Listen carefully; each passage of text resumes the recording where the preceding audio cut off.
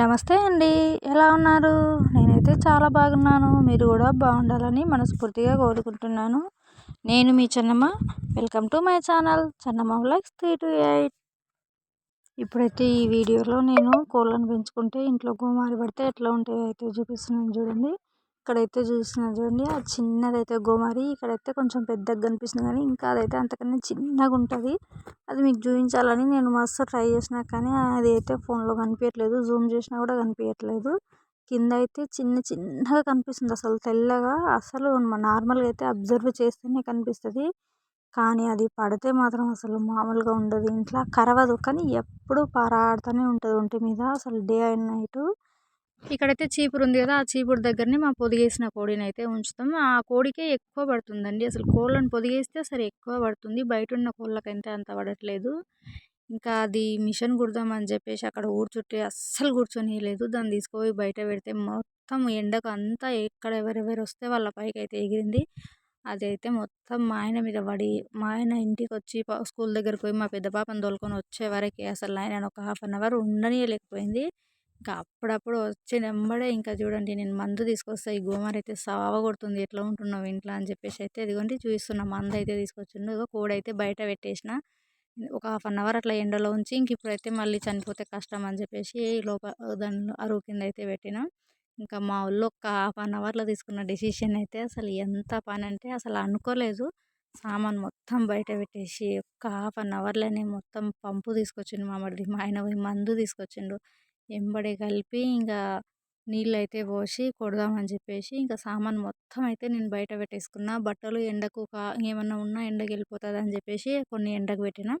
ఇంకా ఎండలో పాడయ్యేటివి మాత్రమే నీడకు పెట్టుకున్నా అన్నట్లు. చూడండి లోపలైతే మొత్తం కొట్టుకొచ్చిండు. ఇంకా ఇక్కడైతే కిచెన్ ఉంటుంది కదా, కొంచెం మేము వాడుకునే సామాన్లు ఉంటాయి, పిల్లలు ఉంటారు అని చెప్పేసి తినే ఐటమ్స్ మొత్తం బయట పెట్టుకున్నాము. ఇంకా నార్మల్గా అంటే మామూలుగా వాడుకునేటివి తినకూడనివి తప్ప అన్నీ బయట పెట్టేసినాం అన్నట్లు.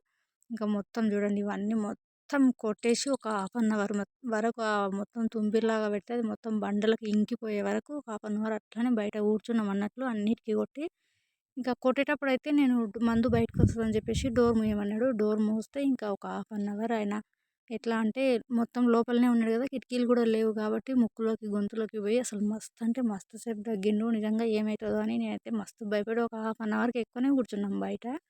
ఇక కొంచెం ఏం కాలేదు, ఇంకా నేను స్నానం చేస్తాను అని చెప్పేసి ఇంకా ఆయన పోయిన తర్వాత నేను లేచి వచ్చి ఇంకా ఇల్లు అయితే మొత్తం క్లీన్ చేస్తున్నా. మొత్తం ఇంకొకటేసారి పండగ కూడా ఉంది కదా అట్లనే అని చెప్పి మొత్తం అయితే దులుపుతున్నా. ఇంకా ఈ వీడియో అయితే శుక్రవారం రోజుది.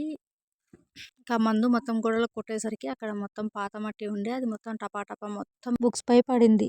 అందుకని చెప్పేసి బుక్స్ కూడా తీయక చాలా డేస్ అయిందని మొత్తం తీసి బుక్స్ అన్ని మిషన్ మీద పెట్టి ఇంకా అవి మొత్తం కాటన్ కూడా దులిపేసిన. ఎందుకంటే మళ్ళీ నెక్స్ట్ బుక్స్ అయితే అన్నీ చదువుకుంటాం కదా, ఇంకా మొత్తం ఒకటేసారి ఊడ్చి మొత్తం కడిగితే అయిపోతుంది అని చెప్పేసి ఇల్లు అయితే మొత్తం చదువుతున్నా. ఇక బుక్స్ అయితే తీయక ఒక 3-4 మంత్స్ అవుతుంది. టెట్ ఎగ్జామ్ రాసి వచ్చిన అంటే ఇంకా అసలు వాటిని అస్సలు ముట్టుకోవాలనిపిస్తలేదు. ఇంకా రిజల్ట్ వచ్చిన తర్వాత అయితే చదవాలన్న ఓపిక కూడా నశించిపోయింది. ఇంకా ఎందుకంటే మార్క్స్ అయితే ఇంప్రూవ్ కాలేదన్నట్లు, ఒక 5 మార్క్స్ తగ్గిపోయినాయి ఇంతకుముందు ఉన్న మార్క్స్ కంటే. అందుకే ఇంకా అది కాక నోటిఫికేషన్ కూడా లేదు కదా అని చెప్పేసి అస్సలు చదవబుద్ధి అయితే లేదు. కానీ ఇంకా నెక్స్ట్ అయితే చదవాలి. ఇంకా నేను చదవట్లేదని మా మామ కూతురు అయితే ఒక రకంగా తిడుతుంది. ఎందుకంటే కంటిన్యూగా చదువుతూనే సబ్జెక్టు మీద మనకు గ్రిప్ ఉంటుంది. మధ్యలో ఏమాత్రం చిన్న గ్యాప్ వచ్చినా కూడా దాన్ని మర్చిపోయినట్లు అవుతుంది. మళ్ళీ స్టార్ట్ చేస్తే మనం మళ్ళీ కొత్తగానే చదివినట్లు ఉంటుంది, కానీ మనం ఏం దాన్ని రివిజన్ చేసినట్లుగా ఉండదని చెప్పేసి అయితే తను అంటుంది. ఇంకా నేనైతే ఇప్పటికైతే ఇంకా ఉండనులే చదువుదాంలే అన్నట్లయితే ఈ పండగ ఆ పండగ ఇది అది అనేసి అయితే తిరుగుతున్నా.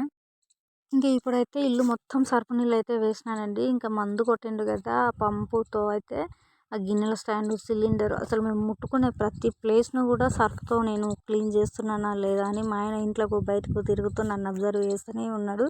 ఎందుకంటే మనకు కొంచెం తొందర ఎక్కువ, తొందరలో ఏది కడుగుతామో ఏది కడగమో తొందర అయిపోవాలని చెప్పి చేస్తుంటుందని చెప్పి ఇంకైతే చూస్తూనే ఉన్నాడు. ఎందుకంటే ఇంకా అంతా పెద్దవాళ్ళు ఉంటే మాత్రం ఆల్మోస్ట్ ఎప్పటికప్పుడు చేతులు కడుక్కుంటాం, కానీ పిల్లలు ఉంటారు కదా, ఏదన్నా ఎక్కడన్నా పెడితే టపీమని తీసుకొని నోట్లో పెట్టుకుంటే కష్టం అని చెప్పేసి ఇంకా నన్ను అయితే ఫాలో చేస్తూనే ఉన్నాడు ఇంట్లోకి బయటికి.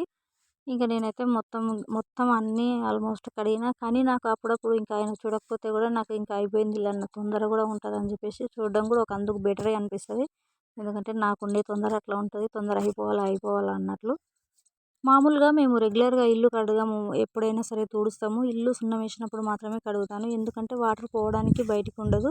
ఒకవేళ పోయినా వాటర్ అంతా బయటనే వాకిట్లోనే నిల్చుంటాయి. ఇంకా మొత్తం బురద బురద అవుతుంది. అందుకని చెప్పేసి ఎప్పుడు కడగను. ఓన్లీ సున్నం వేసినప్పుడు ఇల్లు మొత్తం కడిగినప్పుడు మాత్రమే కడుగుతాం. అప్పుడు ఎందుకంటే సామాను మొత్తం బయట పెట్టేసుకుంటాం. కడగడానికి ఈజీగా ఉంటుంది.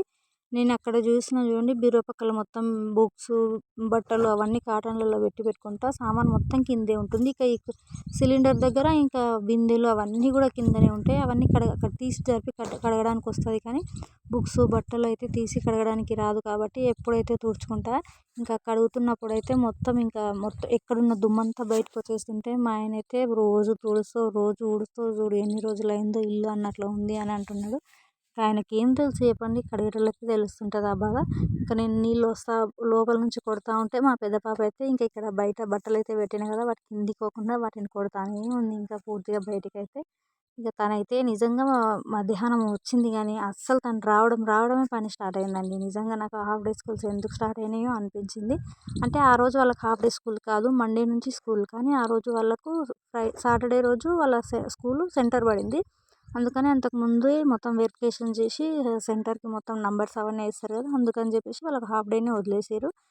ఇంకా అందుకని చెప్పేసి వచ్చింది. పాపం నాతో పాటు పని అయితే చేస్తుంది బాగా. ఇంక ఇప్పుడైతే నేను తలుపులు మొత్తం దర్వాజలు ఇంకా ఇక్కడ బండ ఉంటుంది కదా దాని మీద కూర్చుంటాము అట్లా ఇట్లా అని చెప్పేసి ఇంకా మొత్తం అవన్నీ కూడా క్లీన్ చేసుకున్నా.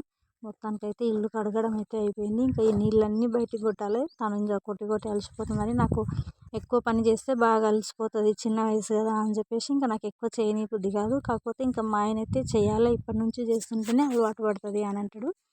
వాళ్ళు చదువుకొని వచ్చి ఏం చేస్తారబ్బా, నాకైతే ఒకసారి అనిపిస్తుంది చదివి మనం ఆ వయసులో ఉన్నప్పుడు ఏం చేసినాం వాళ్ళకి ఇప్పుడు చెప్పడానికని.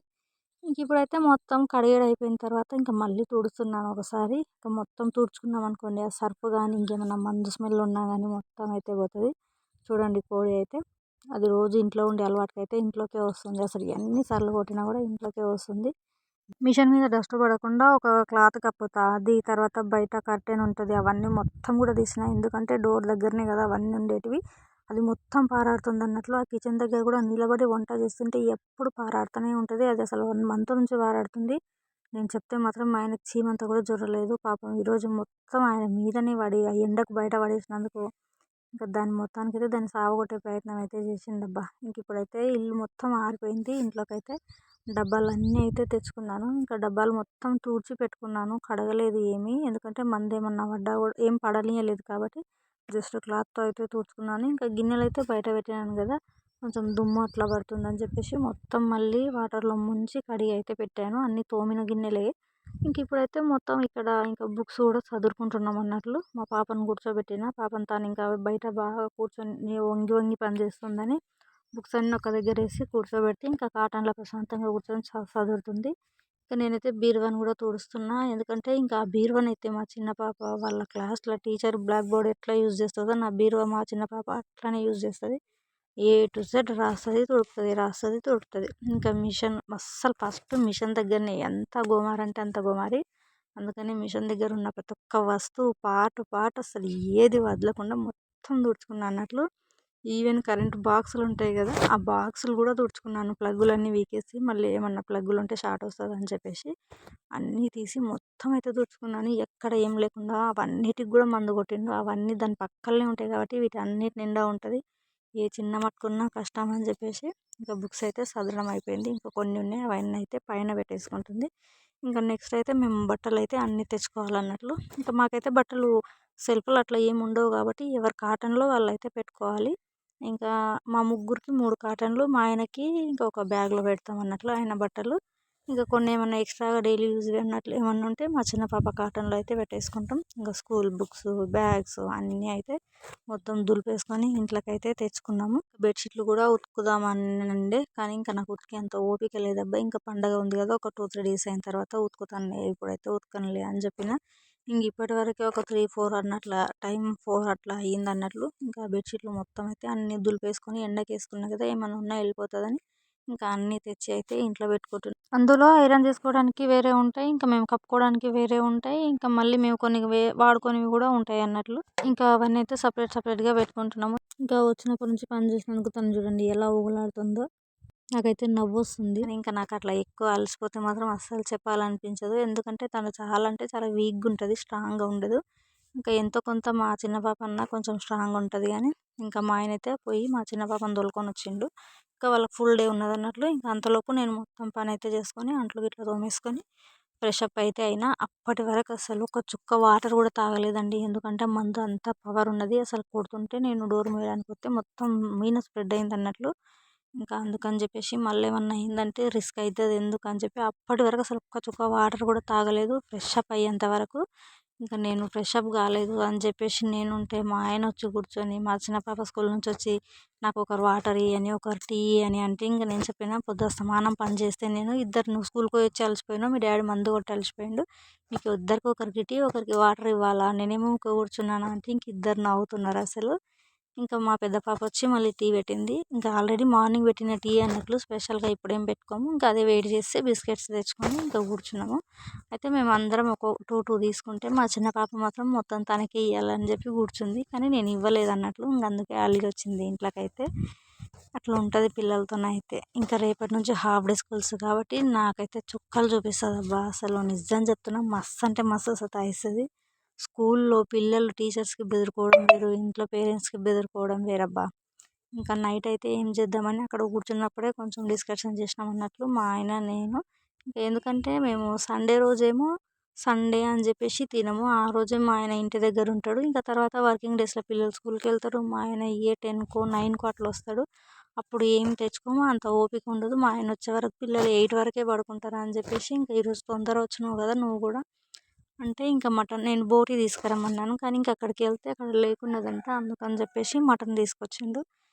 ఇంకేమన్నా కానీ అని చెప్పేసి ఇంకా మటన్ అయితే పెట్టేసిన మొత్తం అన్ని మసాలా గిట్లా అన్నీ పెట్టేసి ఇంకా ఒక సైడ్ అయితే చపాతీ చేస్తున్నా. యాక్చువల్గా అయితే జొన్న రొట్టె చేద్దాం అనుకున్నా. చూస్తే ఇంట్లో పిండి అయితే లేకున్నది. ఇంకా మటన్ నాన్ వెజ్ చేసుకున్నప్పుడు మనం ఖచ్చితంగా చపాతీలు అయితే ఏదో ఒకటి రొట్టెల్లాగా అయితే ఉంటే బాగుంటుంది. పూర్తిగా అన్నం అయితే తినాలనిపించదు. ఇంకా అప్పటికి మా చిన్న పాప అయిందా అయిందా అని చెప్పేసి ఉరుకులాడుతుంటుంది. తనైతే చిన్నగా ఉన్నప్పటి నుంచి తొందర నిద్రపోయే అలవాటు. ఇంకా అలవాటుగా నేను లేట్ అయితే మాత్రం ఏం తేవాలని చెప్పేసి ప్రిఫర్ చేయను. ఏదో ఒకటి వాళ్ళు తొందర తినేలాగా చూస్తాను అన్నట్లు. ఇంకా అందుకని చెప్పేసి ఈరోజైతే తెచ్చుకున్నాము. ఇప్పుడైతే చపాతీలు చేస్తున్నా. మటన్ ఆల్రెడీ కారం అన్నీ వేసి సిమ్లో పెట్టి పక్కన పెట్టేసిన. ఇంకా అది కూడా ఉడికిపోయింది. 2 చపాతీలు అయిపోయిన తర్వాత వాళ్ళైతే ఇద్దరు పెట్టేసిన తింటున్నారు.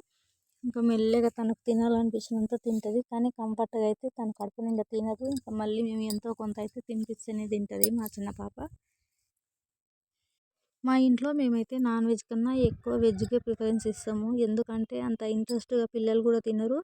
మేము తెచ్చుకోక దగ్గర దగ్గర 4-5 మంత్స్ అవుతుంది. ఎప్పుడు తెచ్చుకున్నామంటే కార్తీక మాసం కన్నా ముందు అయితే తెచ్చుకున్నాము. నార్మల్గా ఫెస్టివల్స్కి కాకుండా ఆ తర్వాత మళ్ళీ సంక్రాంతికే తెచ్చుకున్నాము. ఇంకా మళ్ళీ ఈరోజు తెచ్చిన అయినా కూడా పిల్లలు ఇంట్రెస్ట్ చూపించట్లేదు. అట్లా ఉంటుంది అన్నట్లు. అందుకే ఎక్కువ వెజ్కే ప్రిఫరెన్స్ ఇస్తాము. ఇంక ఇప్పుడైతే కొంచెం అంతలోకి బగారన్నం ఉంటే కూడా మంచిగా ఉంటుంది అని చెప్పేసి మా ఆయన బగారా వేస్తావా అని అన్నాడు.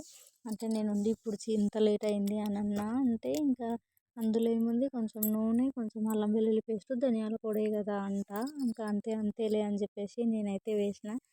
ఏం చెప్తాం చెప్పినప్పుడు అయితే చేయాలి కదా. తను ఒక్కడే అయితే ఏం తినదు. అందరం కూడా తింటామని చెప్పేసి ఇంకా నేను స్పెషల్గా చేసేది ఏమి ఉండదు. ఎట్లా రైస్ పెట్టి ఉడికేలోపు అంతే టైం పడుతుంది అని చెప్పి ఇంకా అవైతే పొయ్యి మీద పెట్టిన. ఇంకా అది ఉడికేలోపు ఇక్కడైతే వీళ్ళకి అన్నీ తెచ్చి పెడితే ఇంకా వీళ్ళైతే పెట్టుకుంటున్నారు అందరూ. ఇంకా చూడండి మా చిన్న పాప తినడానికి ఓపిక లేక ఒక్క చపాతీ తిని ఇంకా ఫోన్ అయితే చూసుకుంటూ కూర్చుంటే మా పెద్ద పాప కొంచెం ప్రేమ జాలి అవన్నీ ఎక్కువ అబ్బా. కానీ మా చిన్న పాపకు అవేమి ఉండవు. మీ ఇష్టం అని అన్నట్లా ఉంటుంది.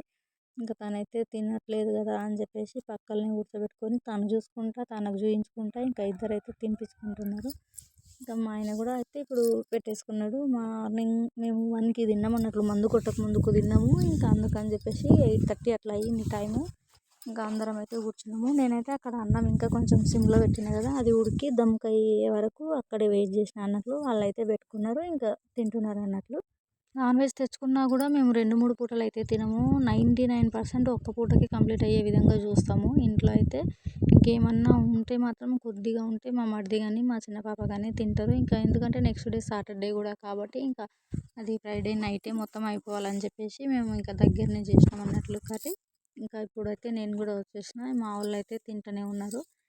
ఇంకా మనం అన్నం అయితే దమ్ముకయింది. అది ఇంకా తీసుకురాలేదన్నట్లు ఇంకొంచెం ఆ సిలిండర్ వేడికి కొంచెం గుంజుకోనిలే అని చెప్పి నేను ఇక అక్కడే పెట్టేసుకున్నా. మనం తినే వరకు అయితదని చెప్పి. ఇట్లా అందరం కూర్చొని తింటే ఒకరు ఎక్కువ, ఒకరు తక్కువ, ఒకరికి సరిపోతది, ఒకరికి సరిపోదు అన్న టెన్షన్ లేకుండా అందరూ ఎవరికి తినాలనిపించినంత వాళ్ళైతే తింటారు. అందరూ హ్యాపీగా ఉంటారు. నాకైతే పొద్దునుంచి పని చేసి అసలు మస్తు అంటే మస్తు అలసిపోయినా. అసలు వంట కూడా చేయాలనిపించలేకుండే. కానీ ఇంకా మెల్లిగా ఉండి ఏమైనా తీసుకొస్తావా అంటే పాపం మా ఆయన అయితే బయట నుంచే ఫుడ్ ఏమైనా తీసుకొస్తారేమో అన్నట్లు అనుకొని ఏం పని లేదా మీకు అని చెప్పి అన్నాడు. అంటే కాదు ఇంట్లోనే చేసుకుంటాము పిల్లలకి అని చెప్తే అయితే తీసుకొచ్చిండు. ఇంకా నాకు అది చేసే వరకు కూడా నిజంగా మస్తు ఓపిక లేకుండే. ఇంకా తినే టైంకి అయితే అస్సలు కూర్చొని తినాలని కూడా లేకుండే. ఇంకా మా ఆయన వాళ్ళ బావ అయితే ఫోన్ చేసిండు ఏం చేస్తున్నారు అని చెప్పి. పాపం నేను ఏమనకుండా తింటుంటే వాళ్ళైతే ఏం అంటలేదు అని చెప్పేసి అంటున్నారు. నాకైతే నవ్వొచ్చింది. ఎప్పుడు ఫోన్ చేసినా మాట్లాడుతుంది. ఇప్పుడు ఏం అంటలేదు, మేమేమన్నా తింటామా, మేమేమన్నా వస్తామా అని అన్నారు. అంటే ఇంకొక 5-10 మినిట్స్ మాట్లాడిన తర్వాత చెప్పిన నాకు పొద్దునుంచి పని చేసి నాకు తినే ఓపిక కూడా లేదు. ఇంకా మీతోనే ఎక్కడ మాట్లాడతాను నేను అని చెప్పి అంటే ఇంకా నవ్వుతున్నారు వాళ్ళైతే. మేమైతే కోళ్ళను చిన్న చిన్న పిల్లల్ని అసలు ఎంత జాగ్రత్తగా పెంచి ఎంత మంచిగా ఉంచుకుంటే అవి పెద్దగైన తర్వాత పోతే మాత్రం మామూలుగా చిరాకు లేవట్లేదండి. అసలు నిజంగా మా ఆయన అయితే మస్తు సీరియస్ అయ్యిండు. ఈ కోళ్ళను ఒక్క కోడిని తిన్నది లేదు, చేసింది లేదు, అమ్మింది లేదు. వీటితోనైతే రోజు పని మళ్ళీ కనీసం ఎవ్వరో ఒకరు ఖచ్చితంగా ఇంటి దగ్గర ఉండాలి వీటి కోసం అని చెప్పేసి అయితే చిరాకు వచ్చింది. మొన్న జాతరకి వెళ్ళినప్పుడైతే మా మరిది ఉన్నాడు ఇంటి దగ్గర. ఇంకా కోళ్ళ కోసం అయితే ఇంకా అట్లా ఆయనకైతే చాలా కోపం వచ్చింది. అట్లాంటిది కోడి పేను పడేసరికి ఇంత చిరాకు వచ్చిపోయింది అసలు. కోళ్ళను పెంచుకుంటే మామూలుగా ఉండదండి. అందుకే వాటిని 99% బయటే ఉంచాలి. అసలు ఇంట్లో ఉంచుకోకూడదు. ఏదైనా ఒక పని చేస్తున్నామంటే దాని నుంచి లాభం ఎంత ఉంటుందో నష్టం అంతే ఉంటుందండి. ఏదైనా సరే మనకు అనిపించేది. మొత్తానికి నా వీడియో అయితే ఇంతేనండి. వీడియోని అయితే పూర్తిగా చూడండి. ఎక్కడ స్కిప్ చేయకుండా. నచ్చితే లైక్ చేసి సబ్స్క్రైబ్ చేసుకోండి. థ్యాంక్ యూ అండి.